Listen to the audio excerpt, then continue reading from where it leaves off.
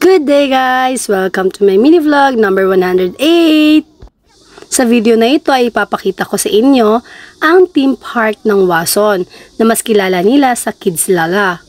Church activity nga pala namin yan. At ang destination namin ay sa Wason.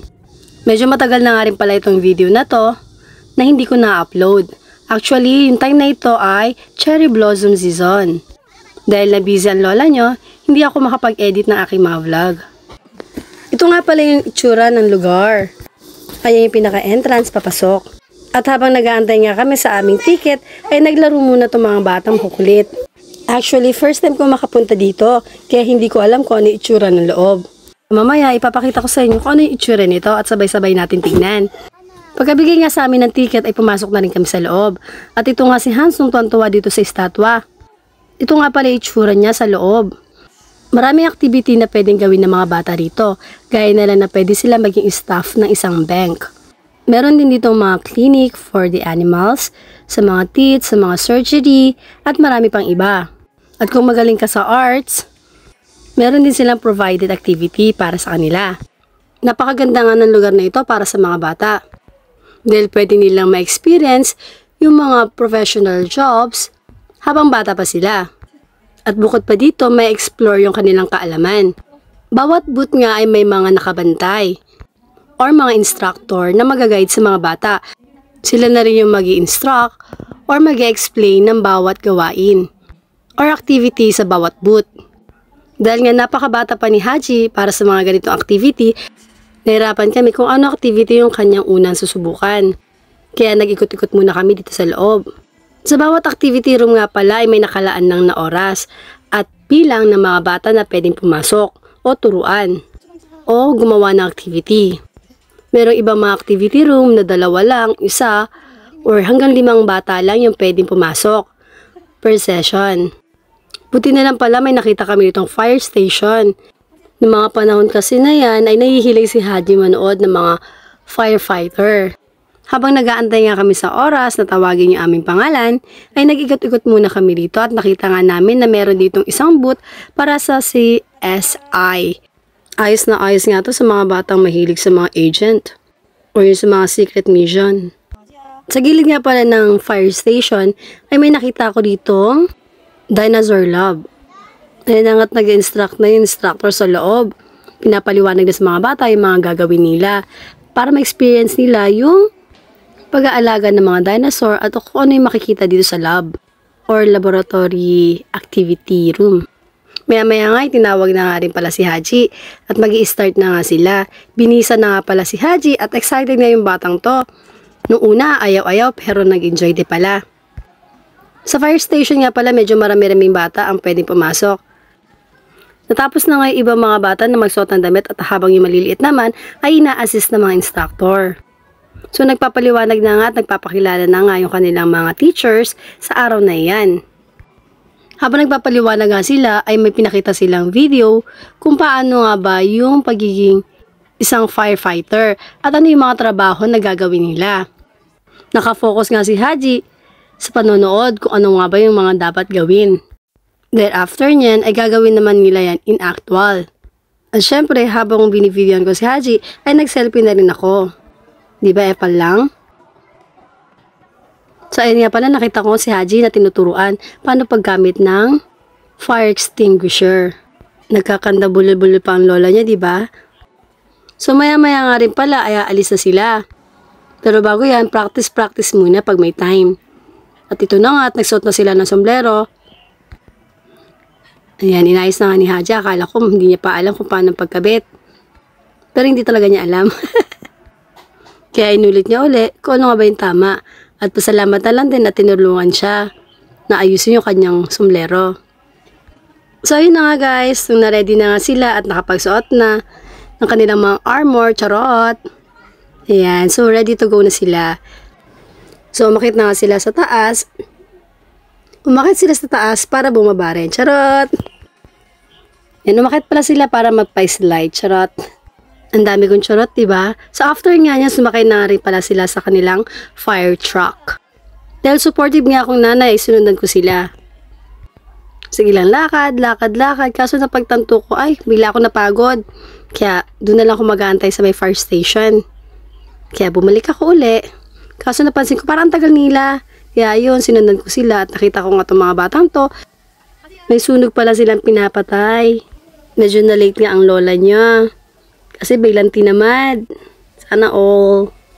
So, ayun nga si Haji, enjoy nga siya. At nakakatuwa lang talaga kasi na-experience niya yung mga ganitong bagay dito. So, after nga niyan ay nagpa-picture nga kami. At ayan nga, F na F pa rin niya yung kanyang pagpatay ng apoy. So, after nun ay sumakay na rin ulit sila sa kanilang truck pabalik sa fire station. Very satisfying nga yan at talagang nag-enjoy si Haji na parang gusto pa uling umulit. Charot! Dahil bawal nga ako sumakay, ayan, bumuntot uli ako sa kanila, pabalik sa kanilang destination. At habang naglalakad ako, nag-iisip ako kung ano nga bang sunod na activity na aming gagawin. Noong natapos nga yan, hindi ko nga alam kung ano yung gagawin uli, kung magbabayad ba ako ng paper money. Charot, nakalimutan ko yung tawag, kaya puro paper na sabi ko. Nag-loading ang utak ko, kaya pagpasensyahan nyo na po. Akala ko nga kami yung magbabayad kasi kasama yun sa binayaran namin. Binigyan kami ng paper money para sa mga activity na kanilang pupuntahan at doon sila magbabayad. Pero thankfully, sila yung binigyan ng pera dahil sa activity na ginawa nila or pagtulong nila sa pagpatay ng apoy. Pero meron dito mga activity room na kung saan ay magbabayad ka sa kanila. Like this one, gagawa sila ng cheese dapat yan hindi ko matandaan. Pero cookies yung ginawa nila. Naalala ko na pala, ice cream pala dapat ang gagawin nila, pero hindi available, kaya cookies yung ginawa nila. So, pagpasok nga nila, ayan po, ay nagugas sila ng kamay, hina-assist nga si Haji dahil medyo bata siya sa mga bata na nandiyan dyan. So, mga 3 years old pa lang si Haji at yung iba nilang kasama is nasa 4, 5, 6, 7, 8, 9, 10, 11, 12 years old. Medyo nahirapan ngayon nag-a-assist dyan dahil medyo marami-rami din bata na kailangan nilang turuan. Kailangan pala namin magbayad ng 15 paper money dyan para sa activity na gagawin ni Haji. Then after nga palang maluto ng kanilang cookies, ay ibibigay din sa kanila para may uwi. So ayan na nga guys, isisimula na nga sila ng mga gagawin at may nag-i-instruct kay Haji. Actually lumabas pa nga yung isang instructor para kausapin ako kung ilang taon na raw ba si Haji, ganyan-ganyan. Kasi nga hindi makasabay si Haji sa instruction na gagawin at gumagawa si Haji talaga ng kanyang sarili. Pero dahil no choice sila, ay tinulungan na lang nila si Haji at ayan nga pagkatapos nga uli magugas ay lumabas na rin. At yung aming next station is the bank staff. Nag-enjoy na nga si Haji kaya ayan may pa-selfie pa at pa-picture. Kasama nga pala niya dyan yung kanyang ate-ate sa church. So dahil nga may attitude tong anak ko ay pabago-bago ang isip. Minsan close sila, minsan hindi. So habang nag-instruct na nga, nagsisimula na may pinanood sa kanila at nakinood na rin ako. Charot!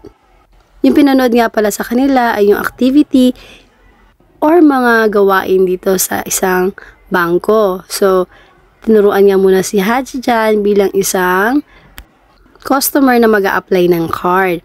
At yung kanyang oni naman, yung kanyang partner, yung staff officer. After nga na nag-change sila ng position. So, habang nag-aantay nga ako kala Haji, ay nag-selfie din muna ako.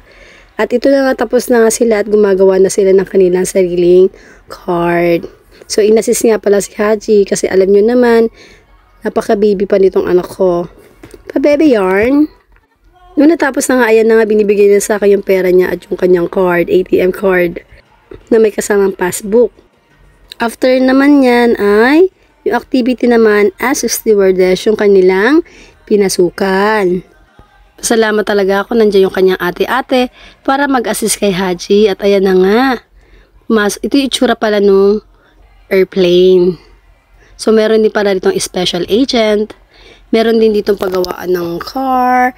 Pwede din sila maging manicurista, hairdresser, sa may salon, at iba pa. So, ayan na nga guys, sumakit na nga sila Haji dito sa loob ng kanilang airplane. At ayan na nga sila Haji. Sila muna ay nag-act as customer. So, sinerban sila ng food. So, dito ko lang sila makikita sa kanilang CCTV. So, ayan po. Then after niya, nag-change naman ng position. Sila naman yung flight attendant. Then after nga niya, na yan, bumisa sila at pagbaba, dito sila mag-slide. So nagtuwa nga si Haji sa mga panahon na yan at talaga na-enjoy niya. Yan na rin pala yung last activity ni Haji dahil it's time to go home na. Kaya see you on my next vlog. Thanks for watching. Bye-bye!